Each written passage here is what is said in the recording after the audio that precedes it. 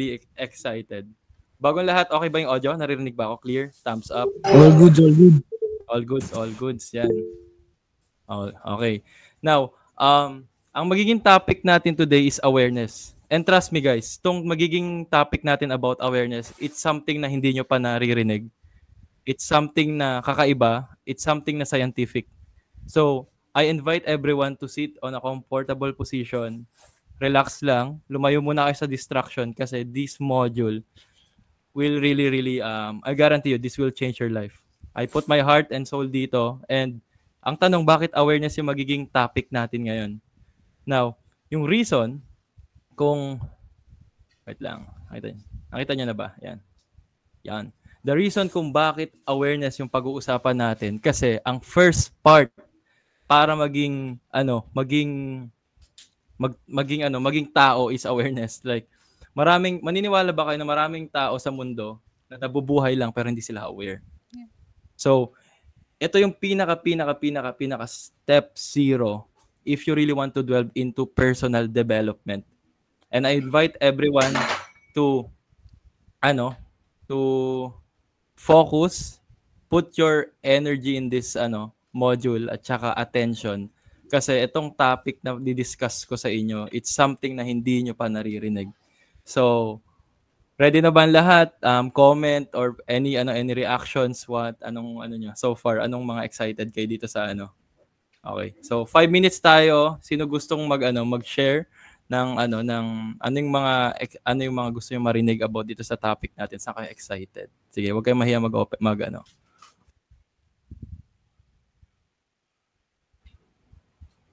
Okay.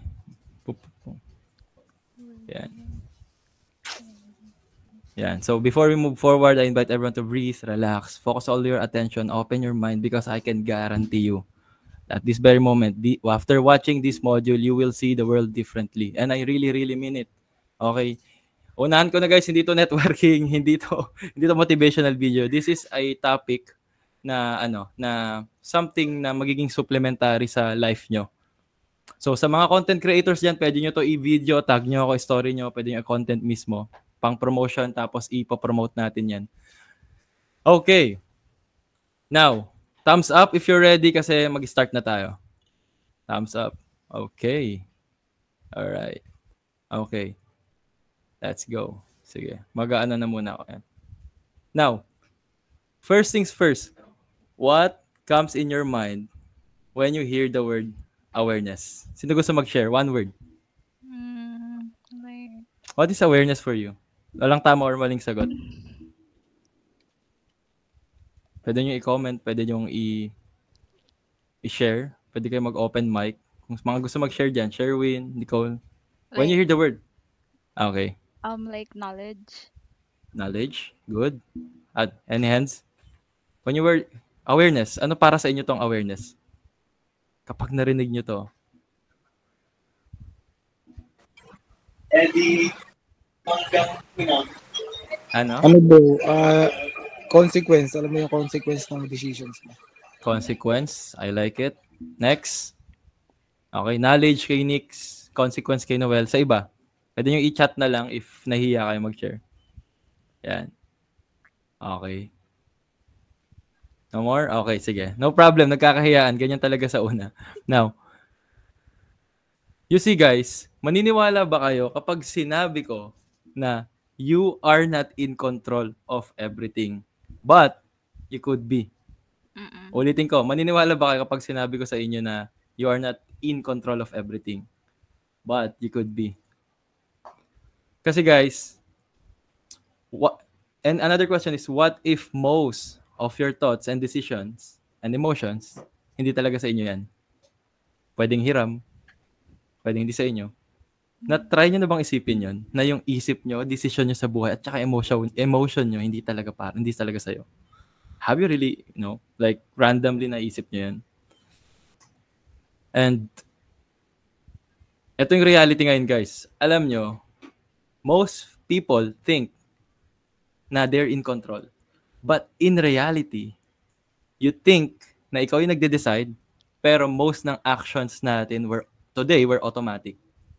Trust me. And I can guarantee you, Tignan nyo, scrolling sa social media without even realizing, nagre-react kayo agad sa emotionally sa fight kapag may away.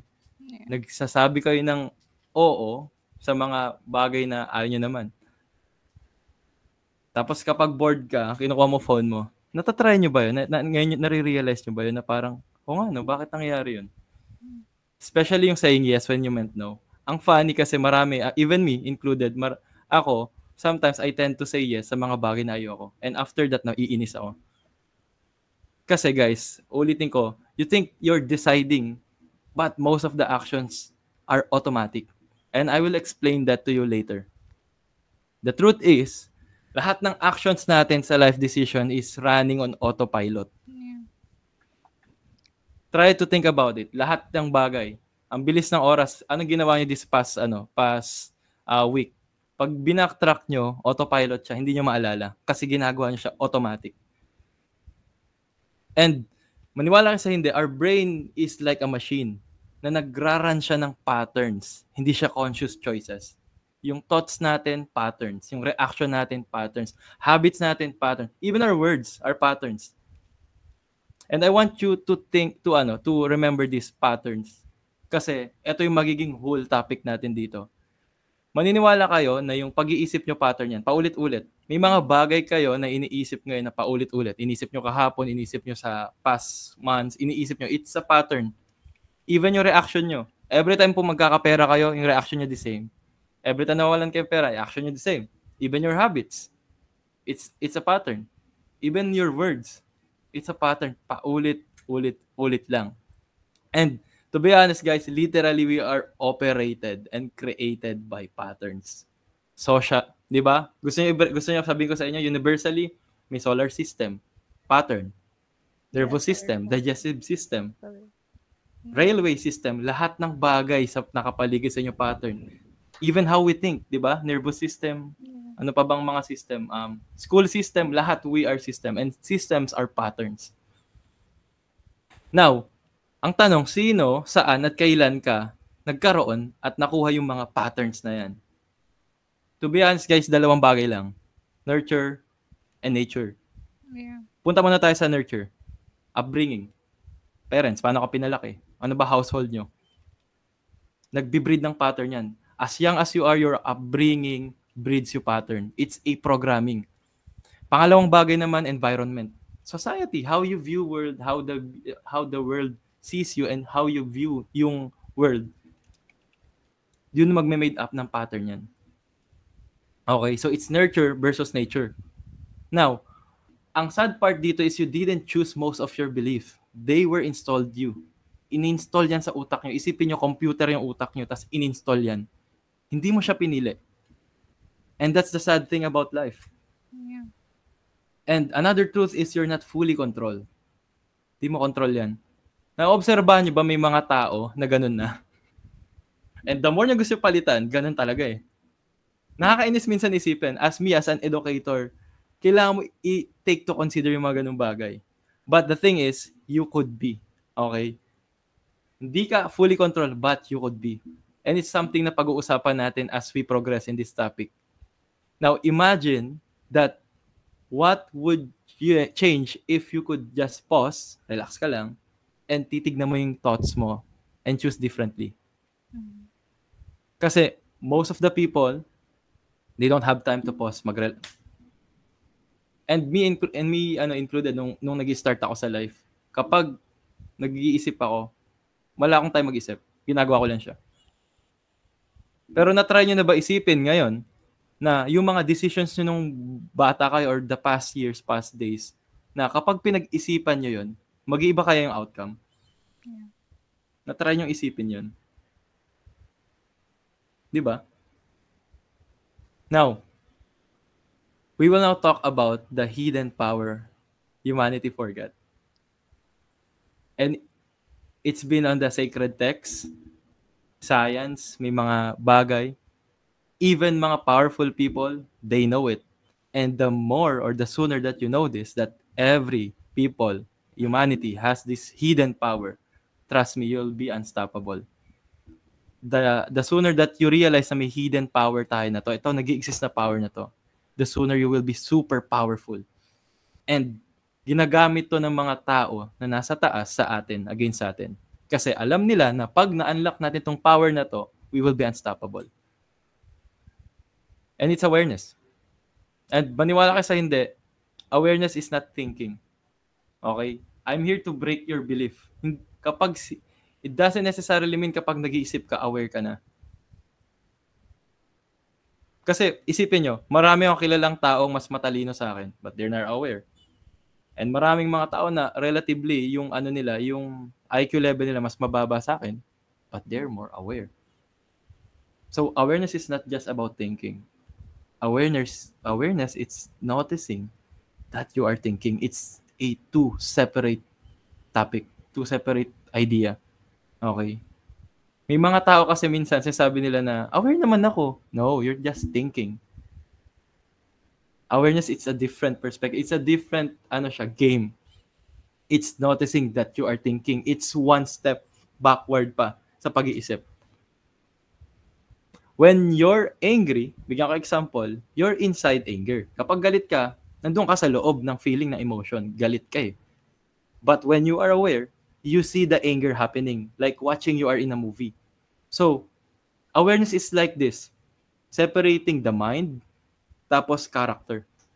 Ikaw as Nicole, or ikaw as Noel, or Chelsea, you are the character. But awareness is the mind. And the moment you separate the mind from the character is the moment that you are aware. But to tell you, putting yourself in that situation is a really, really tough process. And I'm here to teach you about it.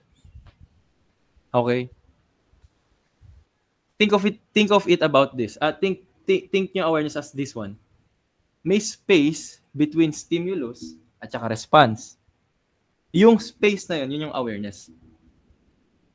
Gets? So, bago ka mag-react sa isang bagay, di ba, kunyari, nasaktan ka, kunyari, sinampal ka, bago ka mag-react, yung moment na yun, bago ka mag-react, awareness tawag doon.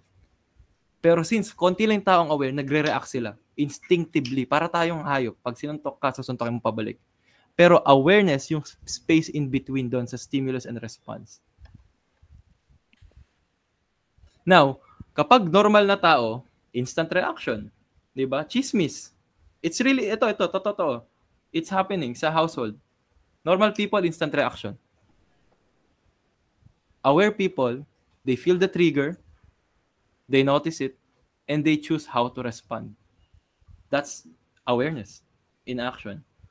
Bigay ko yung example, chismis.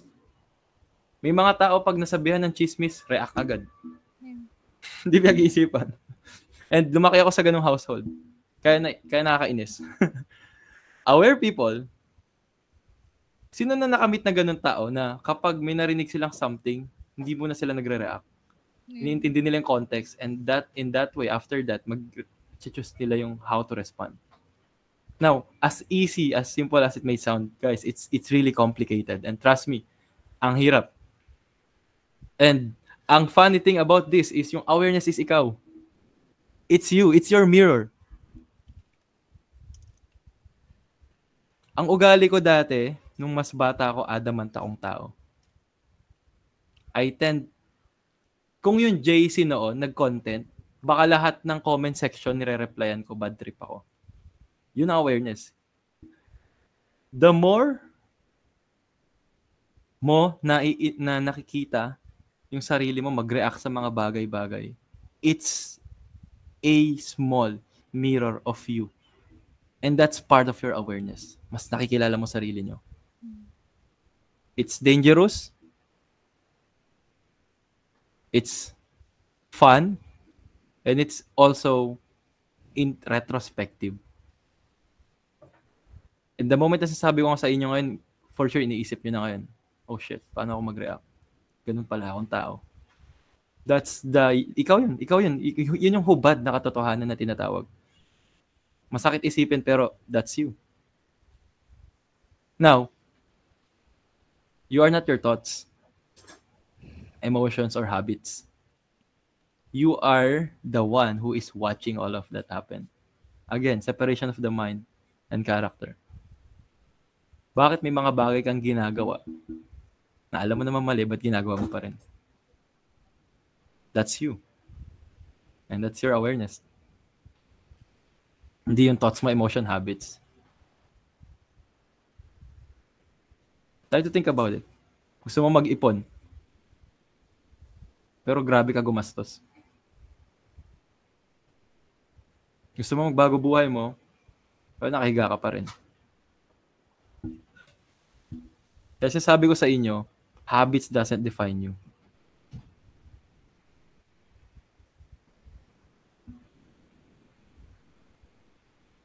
Think about this way. Thoughts, clouds, ulap. Thoughts, awareness, yung sky, the whole spectrum. Clouds come and go, but the sky remains. Awareness is like para siyang consciousness mo. It's your platform. It's you. Okay? It's your universe. Thoughts, clouds lang yan. With sunny things. And if practicing awareness comes from small events, okay, bibigyan ko kayo ng isang example. May mga maliliit na bagay na pwede yung practicein yung awareness. Ako, sino mga nagko-commute dito, okay, nagra-ride sa motor, mga traffic dito sa Metro Manila. Panoorin mo sarili mo kapag naiirita ka sa traffic. That's you. That's the real you. And noticing that you're about to say something sarcastic and stopping. That's you. Sometimes realizing na nag-scroll ka sa phone kahit di mo namang kailangan. Diyan mo mapapractice yung awareness ng simple. Now, that you are aware of the real definition of awareness, let's dive in a little deeper. Guys, nasa definition pa lang tayo. Wala pa tayo sa iceberg. Ready na kayo? Guys, thumbs up kasi this will be a bumpy ride, okay? Explain ko na sa inyo kung ano ba talaga yung awareness. Now, let's talk about the invisible prison. Zelda. Maniniwala ba kayo na ang beliefs ay patterns na tinatanggap niya over time? Ulitin ko, yung mga paniniwala nyo, patterns yan na tinatanggap nyo over time. Maraming tao sinasabi at naniniwala sila sa sarili nila. Bahina ako sa English. Yeah. Ganito kasi ako pinalaki. Nasa lahi na namin yan, kaya ganito ako.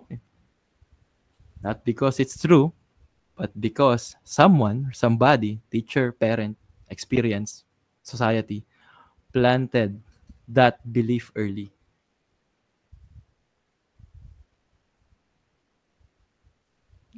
Maraming taong ganyan. Ganito kasi ako eh. Ganito kasi sa bahay, kaya ganyan kami. Ganito ako pinalaki. Ay, mahina ako sa math. And guess what? Yung belief na yun, nagiging pattern yun. Lagi mong ina-accept. And sooner, napapaniwalaan mo siyang katotohanan, making it a self-fulfilling prophecy. Balikan nyo. Nung sinabihan kayo nung bata kayo na hindi kayo magaling sa ganitong subject, dinala nyo na hanggang pagtanda nyo. It's a self-fulfilling prophecy. Yun yung dark side. Pero yung positive side ng self-fulfilling prophecy, napansin nyo yung mga batang pabibo ng bata. Sila yung nagtatribe ngayon. Bakit? Nasisementong belief yun eh. Kaya conditioning sa upbringing, sa bahay, sa household, napaka-importante. Kasi kapag yung bata na yan, train nyo maging confident, dadali niya hanggang pagtanda. Kapag hindi confident yung bata na yun, pinapagalitan mo, sasabihan mo kung ano-ano, delikado. Kasi yung bata sobrang absorb, parang sponge utak ng mga bata. Kapag may sinabi ka dyan, papaniwalaan niya yan. Kaya ako magaling mag-present kasi bata pa lang ako, pinupunta ako sa stage ng parents ko, ng lola ko. May present ka. Naging self-fulfilling prophecy. Kaya kailangan mag-iingat kayo sa mga ina-accept yung belief. Kasi kapag nag-pattern yan, magbibreed, magiging katotohanan, masesemento na yan sa utak mo. Now, the big question is, paano ba nabubuo yung belief? Ano ba nanggaling paniniwala? Now, babasagin ko kayo dito. And it's something na kailangan yung talagang ma-accept. Okay? Ano yung, eto, Sherwins, anong paniniwala nyo sa bahay na tinuro sa'yo sa mama mo na hindi mo makakalimutan? Like, yung common na tinuturo. Naka-mute ka. Wait lang. Wait lang, naka-mute. Paano to? Naka-mute. Click mo yung unmute mo. Yan. Ayun, okay na. Anong paniniwala mo na binuro sa'yo ni mama mo tapos pinapaniwalaan mo hanggang ngayon? Yung kapag may bisita, dapat behave ka sa bahay. Sige, magbigay pa kayo ng isang ganun, pero norms naman. Mga norms. Let's Filipino norms, let's say, na pinapractice niya sa bahay. Ano pa ba? Wala maisip. Teka. Sige, ganito. Sige. Sige, pwede mag-unmute. Sino dito nagsabi na kapag nag-aaral ka, maging successful ka sa school, taas yung thumbs up. Pag nag-aaral ka, very Filipino, maging successful ka sa life. Now, yung nagsabi sa inyo, parents mo, sa tingin nyo, pag try nyong practicein to, tanongin nyo yung parents nyo, sino nagsabi sa kanila na kapag nag-aral ka, maging successful ka? Alam yung sasabihin nila? Magulang din nila. Magulang nila. Kapag, kung buhay pa yung lola nyo, tanongin nyo sila. Same. Sino po nagsabi sa inyo na pag nag-aral ka, maging successful ka? Alam sasabihin nila? Magulang. Parents nila. Kapag din mo great-grandparents, hypothetical buhay pa, anong sasabihin nila? Yung Magulang. parents nila. Alam nyo guys, sometimes, yung mga belief na pinapaniwalaan natin is sometimes hindi sila totoo. It's just a tradition na nasemento na lang, na wala namang basis. Magwalis sa bahay ng gabi, mawawala daw swerte. Tanongin niyo yung mga parents nyo, saan natutunan? Sinabi ng lola nila. Pag ginawin yung lola nila, sinabi ng lola din ng lola nila. Nagbe-breed. Nagbe-breed siya ng reality, ng katotohanan, na napapasa. And habang tumatagal, nagiging self-fulfilling prophecy siya, nagiging masama. Ganun na-form yung belief. Pero scientifically, it's thought, emotion, repetition, belief. Kapag tignan nyo, kapag may naisip kayong bagay, pinaniwalaan nyo yun, emotion. Yeah. Ulit-ulit yung naisip yun, magiging belief yun. Ganun na nag-form. Hindi ako religious na tao, okay? Pero, may mga religious na lugar, nagka-capitalize sila dyan. Nag-isip sila ng toss, yung toss na yun, nilagyan nila emotion. Inulit nilang preach yun. Gumawa sila sariling church. Ano nangyari? Yung mga tao, naging belief na nila yun. Wala namang basis, pero naging tama yun. Kaya napaka-delikado ng belief, guys. It's something na naghahati. Yes, it includes religion. It includes religion. Sad to say, yes. And a lot of people are capitalizing with the business of belief. It's really, really sad. It's really, really sad. And a thought happens, di ako magaling. Tapos pag nilagyan yung emotion yan, fear, shame, sadness, tapos pa, ulit-ulit nyo isipin yan, yung brain nyo magwa-wires yan. Magiging cemented belief. Again, cemented belief, magiging self-fulfilling prophecy. Kaya watch your thoughts, guys. Huwag yung pe-personalin yung mga bagay-bagay. Baka, kunyari, may sinabi lang yung tao sa'yo na ganito, dinamdam mo yan. Paulit-ulit.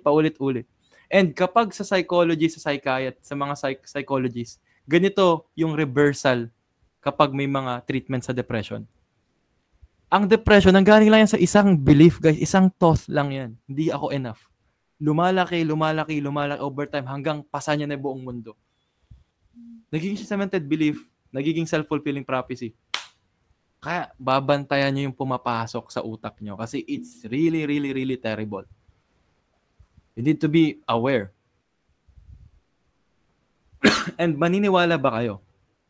O hindi, na most belief are formed unconsciously. Hindi ka conscious kapag na-form yan. Unconscious ka yan. Try to think about it.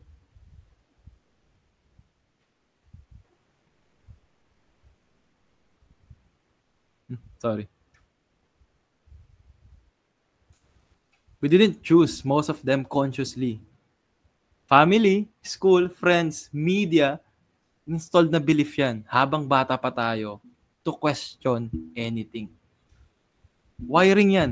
Conditioning. Para tayong laptop na pinasukan ng kung anong-ano. And it's sad kasi most of our parents don't even know about this. Part to ng proper parenting. Kaya when the time comes na maging parents kayo, that aware kayo. Kasi yung bata, wala man alam yan eh. Blank canvas yung bata. How you condition, how you say something, lahat ng mga bagay na inputs na yan, magiging belief yan and so on dadalhin. Kaya may mga taong hindi confident. Kasi yung parents nila, na-instill nila nung bata sila, hindi sila confident. Wala kang mapapala dyan. Failure ka. Dinadala yan. Napakadelikado. Philippines, mahirap kitain pera. Yes? Filipino belief, mahirap ang kitain ng pera. Walang opportunity sa Pilipinas. Yes, narinig niyo yan? It's on Facebook. Wala kang connection, hindi ka yaman dito sa Pinas. Galingan mo sa school para maging successful ka sa pag-graduate mo. Guys, all of those are belief. Sino ba nagsabi? Basis lang yan. And the more people na naniniwala dyan, the more na nagiging truth. Pero guys, truth, hindi siya ganun nagwo-work. Hindi porket pinapaniwalaan ng maraming tao, tama na yan. Okay? Alam nyo bakit humihirap yung mga tao nagsasabing mahirap kitain yung pera? Because they have Wala niyong bakit? Sila nagsasabi. Kasi, self-fulfilling prophecy. Mm-mm. The moment na sinabi mo sa sarili mo mahirap kitain pera, mahirapan ka talaga. Thoughts, emotion, repetition, belief.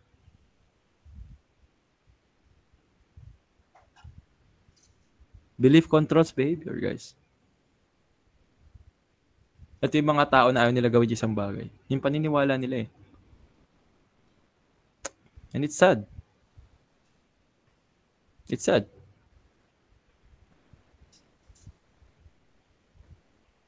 Try to think about it.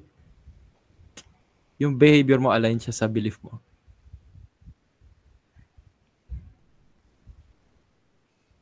And the moment na ma-realize yun, mas magme-make sense. Bakit ka nasa position na yan ngayon?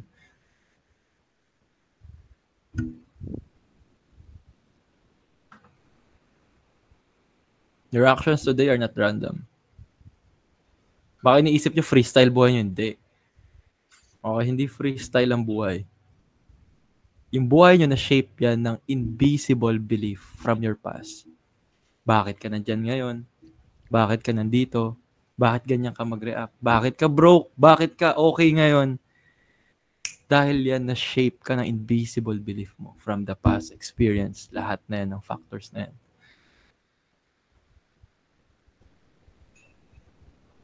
Bigyan ko example, di ka matalino. Behavior, avoid challenging opportunities.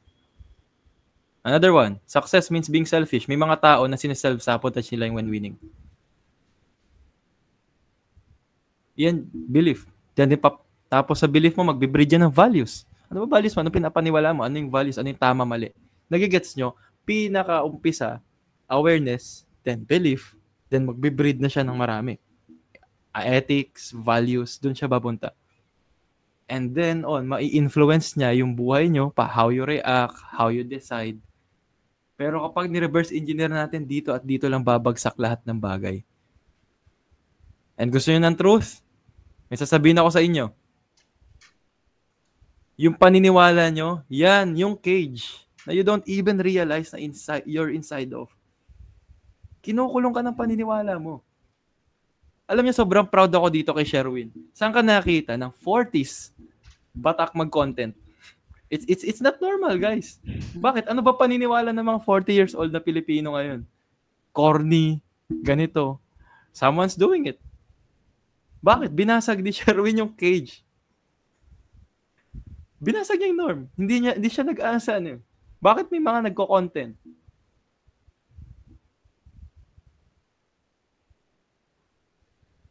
Gets? Ikaw lang yung nag-cage sa paniniwala sa utak mo ngayon. Hindi ibang tao, ikaw lang. And the more ka na nagiging kulong sa paniniwala mo na hindi mo siya na-realize, the more ka na nandyan lang. Alam niyo guys, lagi ko kwento to. Literal, galing ako sa hirap, Said. And ang perception ko sa mga taong naka-sports car, anak ng politician. Kasi yun kinikwento sa bahay. Anak ng governor, businessman, artista. Yun yung kinalakihan ko pag galing kayo sa hirap, yung mga parang almost squatter area. Pero, the moment na may na-meet akong taong ganun, tapos nakipag-usap ako, nagbago pananaw ko sa mundo, ganun ka-powerful yung belief. Konting pivot lang, magbabago buhay nyo.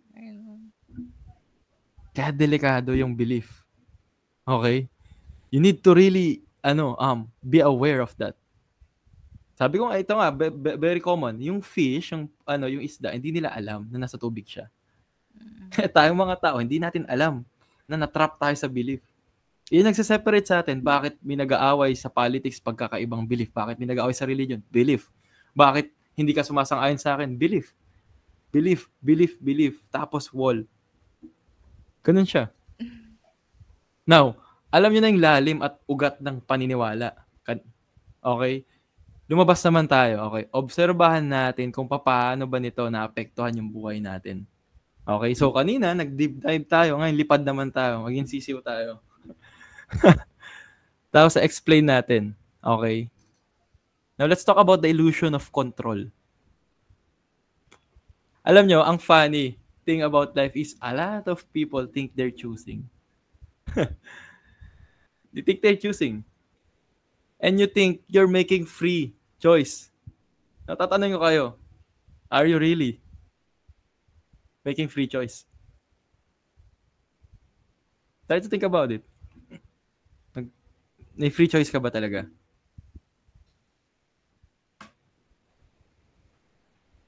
Kasi you think you choose what you were today kasi yung style mo heavily influenced ng culture, social media, trends. You think na kapag pinili mo yung career na to, but it's basically based on sinasabi ng parents mo tsaka sasabi ng society. Diba? Romanticize ng TikTok ngayon, maangas maging finance guy. Maangas maging lawyer kasi napanood mo yung Suits. You think you react how you want, but in reality, it's just automatic emotional programming. Babalik ako sa sinabi ko. Truth is, most actions are automatic. Automatic. Automatic yan. 95% of you do every day is unconscious programming. Ganyan mag-work ang utak natin. Kasi para mag-save ng time, yung utak natin mag-isip. Isipin nyo, may battery yung utak natin. Ayaw niya nag-decide. Kung ano yung yung programming mo, yun yung gagawin nila. And yung programming, coming from external sources. Kasi syempre, sino ba naman magpo-program, di ba? Syempre, ibang bagay. External yan. And someone raised in poor environment, program na yung beliefs nila sa money iba compared sa lumaki sa mayaman na family. And someone na yung constantly na kinikriticize, yung program niya, yung belief niya, iba about sa self-worth. Dinadoubt niya sarili niya, hindi siya confident. Kaya magkakaiba kung paano pinaperceive na mayaman yung pera sa mahirap. Ganon din yung mga tao na na hindi confident, nakikriticize. Nagkaka-question sila ng belief sa self-worth. Nagkakaroon sila ng ibang definition, ibang perspective. And the part is, we have a false sense of freedom. And it's really, really sad. Kasi tayong mga tao, akala natin, yung sense of freedom natin is to choose. Sinasabi ng sistema, we have a freedom to choose. But in reality, we have a false sense of freedom. Tingnan nyo, isipin nyo to. Yung system, tinitrick tayo minsan na bibigyan tayo ng 2 or 3 choices. Pipili ka sa isa doon para isipin mo na free ka. Pero in reality, you're not. And yung system na yun is ikaw, yung belief mo, yung belief system mo. Tignan nyo. Kapag soft drinks, papapiliin kayo. Coke ba o Pepsi? Akala mo free ka, pero reality, you're just choosing the two. Nasa cage ka pa rin. Careers. Pupiliin mo ba yung gusto mo? Or pipiliin mo yung trip ng parents mo? Now, as if minsan, hindi siya freedom. Bakit? Dalawa lang options mo eh. And now, ang tanong, paano ka ba makakalis sa cage na yan, na illusion of control? Paano ka makakaalis sa sistema na ito? Nung bata ko lagi yung tanong to eh. Paano ba kasi makaalis? Kasi, niro-romanticize minsan may system, may matrix. Di ba nakita niyo mga Sigma post yan na minsan weird? Ang nakakatawa kasi dito guys, yung sistema ikaw. Hindi yung government, ikaw mismo yung sistema. Kinukulong lang tayo, pinapaminiwala tayo na may sistema nag-exist. Pero in reality, sistema ikaw, how you think. You are the system. And the only way to break the system is awareness.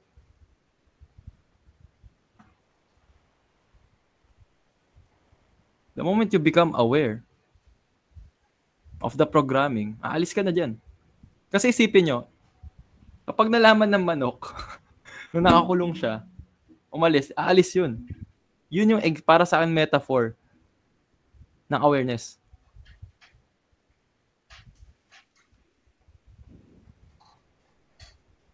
Try nyo questionin yung belief nyo.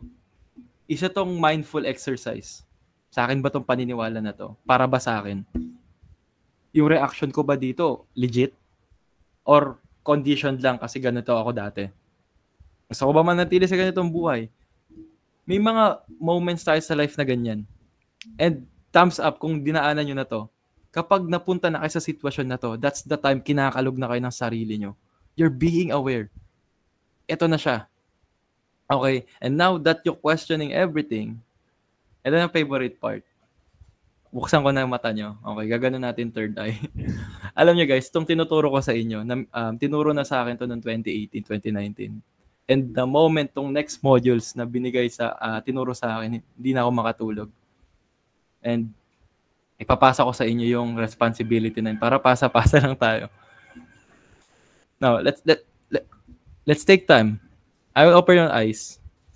Kasi tuturo ko na sa inyo paano yung awareness. Nakita nyo, may mga halos lahat ng religion ng sinaunang panahon or mga ancient tribes, lagi may mata. Egypt, di ba? May mata. Chinese, may mata. Laging may mata. And may reason, may meaning bakit yun. Kasi meron talaga tayong mata, like the true eye na third eye na tinatawag spiritually, pero nakasara siya, sinara siya. And maniwala ka sa hindi, yung true eye na yun, it's just awareness. And awareness is just like waking up from a dream. And before awareness, yung buhay natin feels normal. Pero nag-sleepwalk ka lang, parang walang idea, okay? Para lang robot. But when you become aware, it's like waking up and realizing na yung panaginip mo hindi siya totoo. Think of it about, eto, magdadrive, di ba pag kunyari piloto, magdadrive ka autopilot, yung awareness is, kapag nakapunta ka na doon sa pupuntahan mo na naka-autopilot ka, yung awareness is, paano ba ako nakapunta dito? Kina-question mo na, paano ka nakapunta doon? And awareness is stepping outside the mind.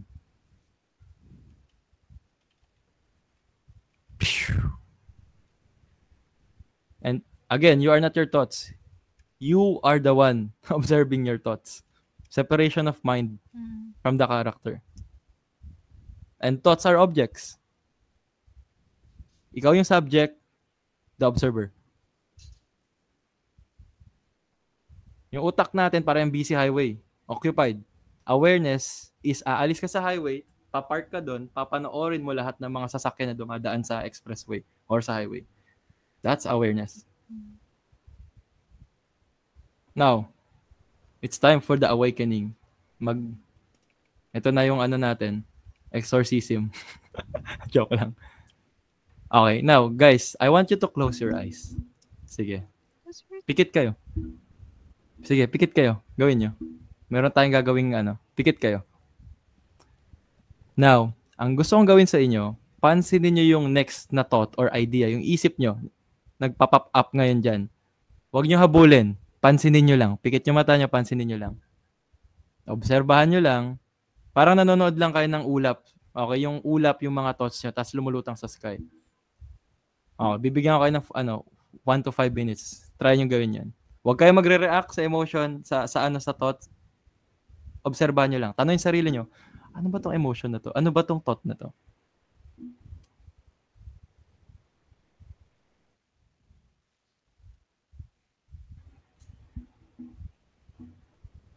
Alam mo guys, yung nakakatawa dyan, sobrang daming nang iniisip. Pero since aatras kayo ngayon, marami kayong malalaman. Marami kayo. Obserbahan nyo lang. Hayaan nyo lang yung idea na lumulutang. Hayaan nyo lang. Pambayad ng bills bukas, bayad ng internet, kuryente. Hayaan nyo lang. Hayaan nyo muna yung thoughts nyo dyan. Lumulutang lang. Now, i-separate nyo yung sarili nyo yun sa thoughts.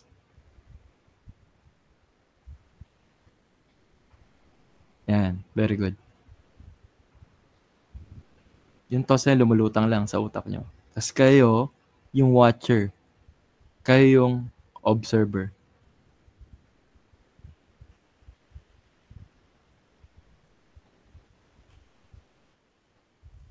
Nakita niyo yung space between ng thoughts nyo tsaka yung katahimikan. Guys, that's awareness. And that's the real you.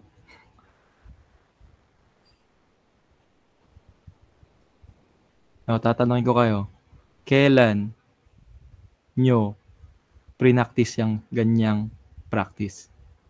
Kailan kayo nag-take time na panoorin yung thoughts nyo, umikit, isipin yung mga thoughts nyo, obserbahan nyo lang. Kasi yan yung tunay na ikaw. Ang tawag ko dyan, higher self. That's you. Yan yung Sherwin na maangas, na successful. Yan yung Nicole, Nix na mayaman. Yan yung si Chelsea. Yan yung dyan. Yan JM na CEO. Yan si MJ na super intelligent. Dapat tinatap inyo lagi yung ganyan. And alam niyo yung funny thing about it, guys. Most people don't.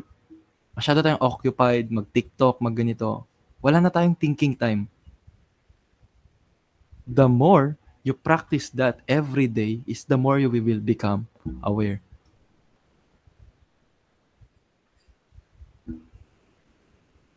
And that's you.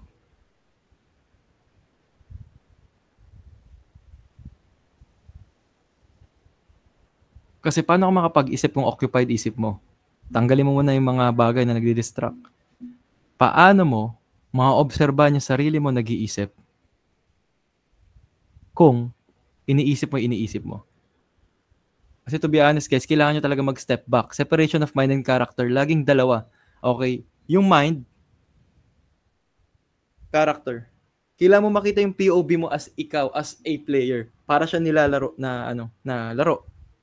Kailangan mo maput yung sarili mo sa ganun. Tapos obserbahan mo, bakit ba nagkakaganito to si Sherwin ngayon? Ano bang meron sa kanya? Bakit siya nagre-react ng ganito? Bakit down siya? Bakit di siya motivated? That's awareness.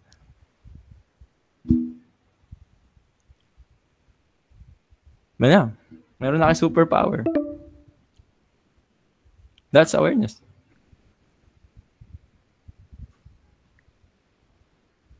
The moment na nag-step outside ka sa automatic programming, in that space na you had the power. And maniwala ka sa hindi, bibilan na tao gumagawa nito. Kailan kayo last nag-observe? Tanongin ko kayo, kailan kayo last nag-observe? Umupo, ino-obserbahan yung mga bagay-bagay.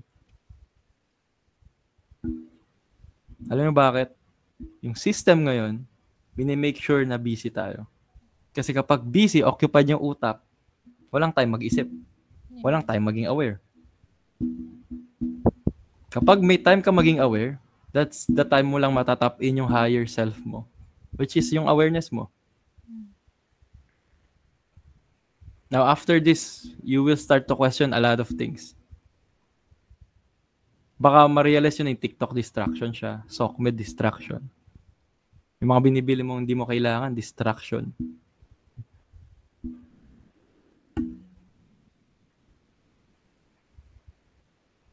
And if you can observe a thought, you're no longer slave by it.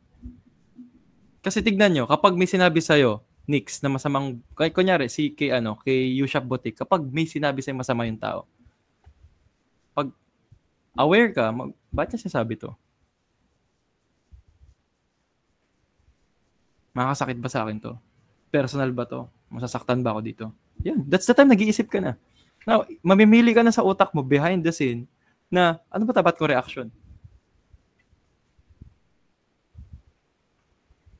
And the more you are aware, the more you are compassionate. Prudence. Mas maiintindihan mo na yung tao. Kasi, nasa higher level ka na eh. Hindi ka na makikipag-usap sa kanya as tao-tao, pero as someone na mas aware.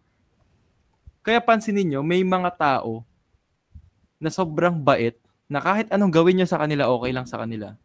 Not mainly because na mabait sila, kasi they are aware na baka kaya ka nag-ooperate ng ganon kasi nga may programming. Kaya niya ginawa siguro yun kasi yung paniniwala niya, tama yun na ginawa. Kasi baka hindi okay yung araw niya. That's awareness.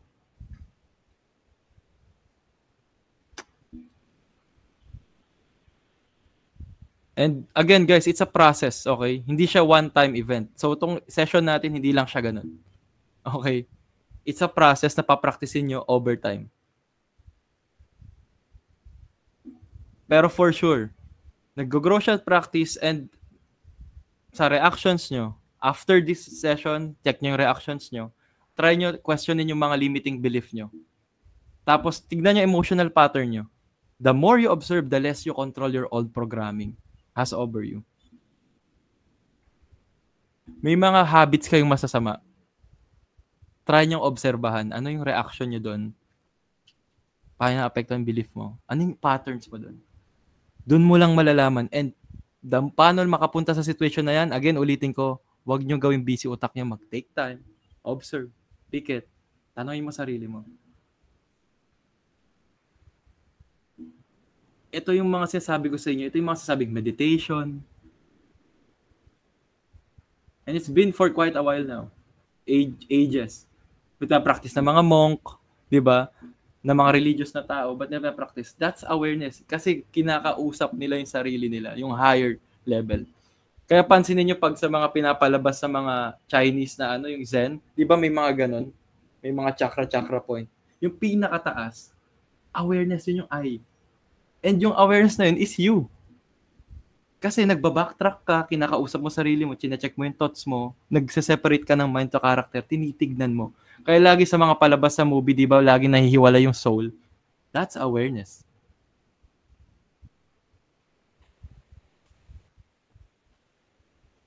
First you notice the mind, then now you are not the mind. And now that you open your true eyes, tataduin ko, ano naramdaman nyo? It's liberating. How does it feel? Ano man nire-realize nyo? Ano bang, madami ka bang sagot ngayon or questions na in a way na sagot?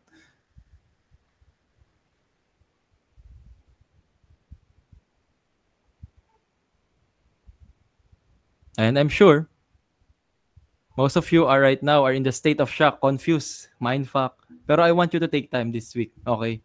Try nyo to digest everything. 20% pa lang nito ay nadadigest nyo for sure.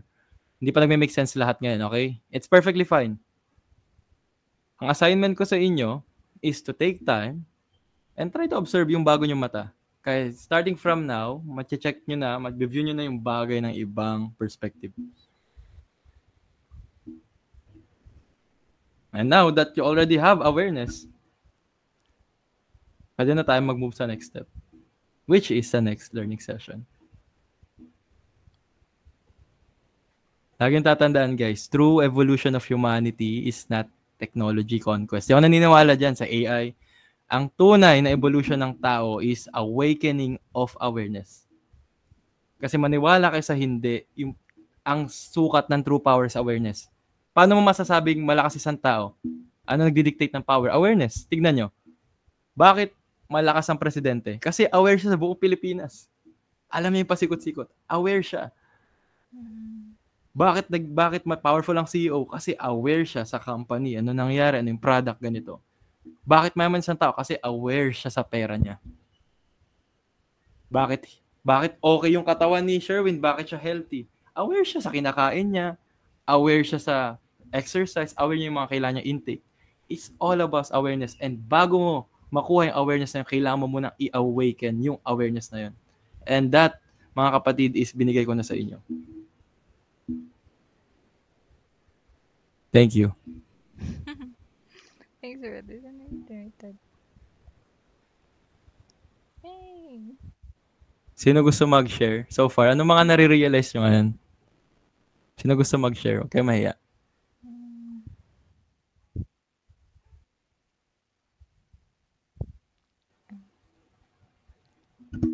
And realization, reminders, reactions, violent reaction. Sige. Na-realize ko lang, JC, na yung self-growth, kasi dami rito sa TikTok nagpupurso rin ng self-growth and marami talaga sila. Pero parang wala talaga, halos konti lang talaga nagtuturo ng self-awareness. Pero thank you dun sa self-awareness. So one thing na na-realize ko is your entire life, parang nakakulong ka pala. Parang yung mga beliefs, limiting beliefs, or kung nasan ka ngayon is exactly kung ano yung naging limiting beliefs or kung ano yung naging cage mo talaga sa buhay mo. Pero kapag na-realize mo na yung self-awareness is something na dapat nakahiwalay ka sa belief mo, siguro it will give you more impact, more growth kapag na-realize mo na yung buong buhay mo, naka-autopilot ka pala. Yung akala mo may sarili kang desisyon, pero ang totoo, hindi naman pala ikaw yung nagdi-decide sa sarili mo. Parang yung buong buhay mo, yung beliefs mo na hindi mo alam, subconsciously, yun talaga yung nasusunod araw-araw. Kahit yung mga small habits natin, kala mo dinidecide ko. Pero ang totoo pala, yun yung kumakain sa atin, lumalaman sa atin. Parang, thank you kasi parang inaalog din yung utak namin. Akala mo, you're doing well. Pero ang totoo, yung mga limiting beliefs na yun, yung mga autopilot na yun, isa siyang malaking hindrance talaga for self-growth. So, thank you dun sa lesson about the self-awareness. Yes, thank you din Sherwin, kasi dami mong alam nyo guys, isa sa tao talaga gusto ko ibigay. Sobrang proud ako dito kay Kuya Sherwin kasi meron akong mga like elders sa family namin, 40s na wala. They don't hindi sila aware na kailangan nila maging Pero tignan nyo si Sherwin. Natututo siya. That's iyan yung exact example ko na sinasabi ko ng self-aware. Kasi when you become self-aware, alam mo na hindi mo pa alam lahat. And si Sherwin, nag-absorb na knowledge. Kasi self-aware siya. And right now, mas na-unlock niya na naman yung level ng awareness na yung autopilot. So, if i-apply niya to sa life, for sure, mas gagano na naman. And I'm excited sa maging result before the next week. Trust me, mag-i-skyrocket yan. Thank you, bro. Galing. Hindi, sobrang galing eh. Ang galing ng imply. Sino pa gusto mag-share? Go. Another thing, pang-add lang yung sinabi ni Kuya Sherwin. I think one of the things na I'm trying to work on right now is kasi parehas medyo similar kasi tayo ng background, JC. Hindi din ako lumaki. I think karamihan sa hindi ako lumaki na lumaki din ako sa hirap, tapos tinatry kong mag-think ng isang positive single like memory in terms of money. Like wala talaga akong maisip na kahit isa, like every time, may fear ako like towards in handling money kasi sa family namin puros negative yung mga memories ko sa money. And then I always think na someday if magkakaanak ako, like paano ko ba i-instill yung positive experience sa maging anak ko in the future in terms of like handling money. Kasi naisip ko rin na I think yung solution, kasi 'di ba sabi nila na dapat magpayaman ka lang tapos yung anak mo magiging komportable sa buhay, ganun. Pero parang hindi ako naniniwala sa ganyan. I think there's something deeper na pwede ko pang gawin na parang i-instill sa like future like generation or maging anak ko in the future. Yun. Correct. And correct. Alam mo, Nix, tamang-tama ka. wealth, yaman, money, personal finance, it's something na belief na napapasa. Yeah. And to tell you, nung kinolonize kasi tayo, wala eh. Napasa, slave ang Pilipinas, napasa, kaya mahirap yung Pinas. That's it. Unlike Western na lugar, they're very, very good with money. Chinese people, they are very, very good with money. Napapasa yan. And you, as someone na aware na gusto mong ma-prevent, kasi aware ka na ngayon, ipapasa mo na yung belief na yan sa mga susunod. Kung ganyan ka mag-isip sa long run, for sure, you're good. Kasi time will tell eh. Okay? Time will tell. And it's something na lagi yung sinasabi sa inyo, kailangan nyo i-bet yung sarili nyo. Now na nandito ka sa position na to, bigyan nyo sarili nyo 10 to 20 years or sa next generation. Time will tell. Hindi naman kasi tayo lahat yung magre-rip ng mga fruits eh, which is yung mga susunod sa atin. And I'm really amazed of how the fact na alam mo na meron kang belief problem sa family nyo rather than system. It's something na kailangan mo makaalis. Yeah. And that's already the solution. Lalo na pag galing ka sa family na hindi common na pinag-uusapan yung pera. Laging galit. Away. The moment na nag-step out ka, which is awareness, the step out, and create new programming, that's the time you are now nasa next step. Galing. Palakpakan natin si Nix. Yeah, actually marami talaga. Hindi for example, like, kasi I also come from like a Catholic family. Tapos I remember yung growing up, yung first like money na belief ko talaga na natunan ko sa parents ko at sa family ko is like money is the root of all evil. So I always Totoo. think na, so nung nagkapera na ako, I always like feel guilty bit, you know, like like I couldn't, sorry. Bisaya kasi ang hirap mag-Tagalog. Okay lang. Pero Kahit yun, English, yeah. kahit English. Ayun lang, basta yun, yung money is the root of all evil. At marami pa yung scarcity mindset, ganun. Yes. Money doesn't grow on trees. Yeah. Akala mo ba tinatay ko yung pera, di ba? Very, very common. So, yun. I'm sure na marami kayong natutunan. And my challenge to you is practicing your awareness. First step yan. Hindi kayo magpo-progress sa self-development journey nyo, hindi kayo tatalino or what, yayaman or what, magta-thrive or what, kung hindi nyo pa-practice awareness. Because when you become self-aware, anything follows. Paano mo ba masasabing hindi ka pa okay? Or kulang, gusto mo kumita na malaki? Ma-realize mo or maging aware ka na, shit, di pa ako kumikita na malaki. That's awareness. And bago ka makapunta doon, kailangan mo muna ma-unlock yung awareness. Kung paano maging aware. So gets nyo yun, ang daming pum. So yun. Magkaiba yung mind, magkaiba yung character. Yung mind, ikaw yan. Yan yung highest form mo, highest self mo na kung paano ka mag-isip ng tama. Character is yung sarili mo. Before you make a decision, lagi nyong isa-separate. And before you say something or before you react or whatsoever, i-identify mo na ng character. Bakit ba nag-ooperate ng ganito si Sherwin? Kasi ito yung belief mo. Ito yung belief niya, blah, blah, blah, blah. So, boom. That's awareness. And once na na-unlock nyo yan, lahat ng aspects ng life niya magagamit nyo yan. That's the very, very first part. Kasi sabi nga ni Sherwin kanina, ang dami sa TikTok na kung ano-anong personal development inasabi, but they are not even aware. Basta na lang shoot. Ang tawag ko doon, alam niyo yung mga